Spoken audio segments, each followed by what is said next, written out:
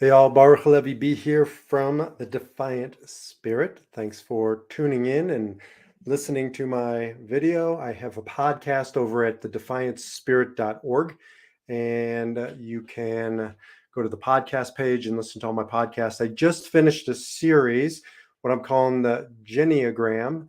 The genogram meets the Enneagram. If you don't know, a genogram is a family history, a family inventory, like a family tree, but more than just biological, who are the limbs on your tree. It can be all kinds of different things. You can have a medical history.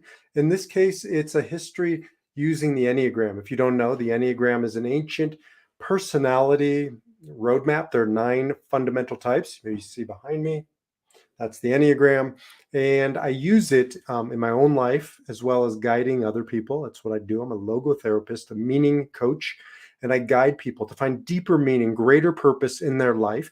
And this is one of the most profound tools to understand the roadmap of where we come from, where we're at, and where we're going. We think in terms of ourselves, but we need to think in terms of generation. You are, as Dr. Wayne Dyer says, the sperm that won the race. You are the continuity, the continuation of those who came before you and those who come after you. And even if you don't have biological children, it's not simply biology, it's our impact, it's our influence, it's our reach and what we've inherited and what we decide to continue on. You don't have to continue on your family's legacy or all aspects of it. I wrote a book called Spark Seekers Carry. It was about carrying the fire, carrying the constructive flames, but putting down the destructive flames. That's your work. You might have a job that pays you, in a different capacity, and you have all kinds of hobbies and interests and responsibilities. This is your work. This is why you are here. Those things are a means. This is the end, to be the link in a chain that goes back, that goes forward, and for you to make it whole, to make it stronger, to heal it. That's your work, and that's the work that I do with you.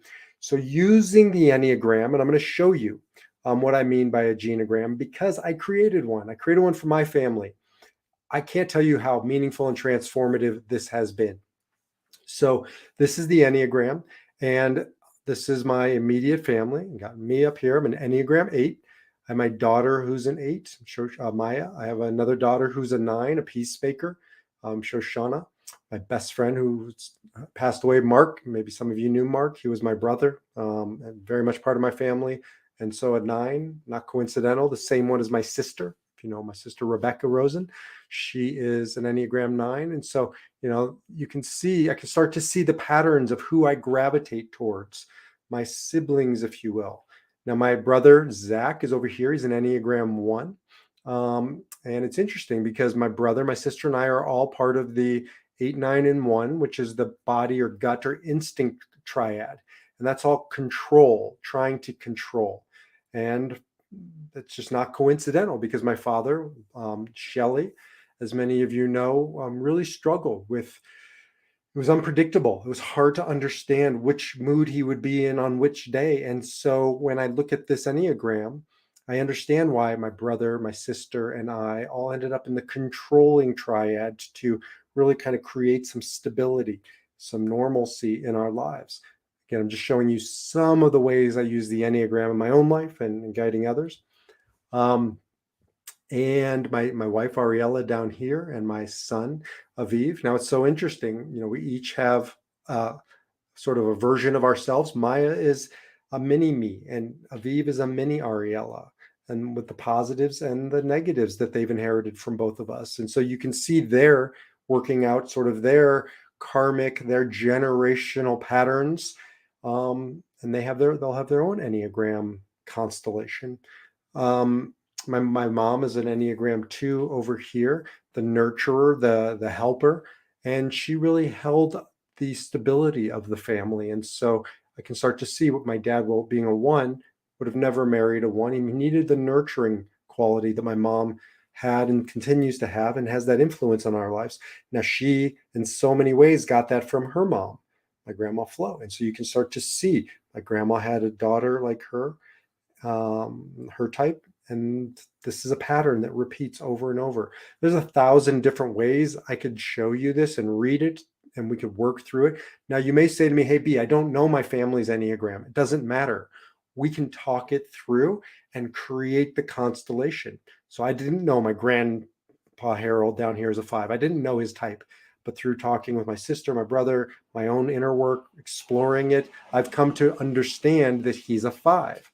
And my other grandmother, his wife, was an Enneagram 1, very much like her son. So you can see mother and son, mother and daughter, mother and son, father and daughter, patterns and lineage and where we've come from and what we've inherited and where we're going. And is it what we want to pass down? What do we want to pass down? Becoming conscious of our legacy, designing your legacy, your family's legacy, not simply leaving it up to happenstance. Yes, so much of it is beyond our control. But as a logotherapist, the work of Viktor Frankl, my work in my life and guiding you is to take back your power, to own what's yours. You can't own your circumstances. You can only own your response to your circumstances, to choose your response. And part of that understands what you're choosing from. Part of that comes from understanding, your operating system, your family's operating system, the dynamics of your family environment, and becoming conscious of it. This is a roadmap. If you're interested, listen to the podcast. I have a 3-part series on the Enneagram, and you can understand how the Enneagram played out in my life using these examples, and we can apply it to your life. We can do your Enneagram. We can do your spouse, your children, your parents, your grandparents, your great-grandparents, your friends, it doesn't matter.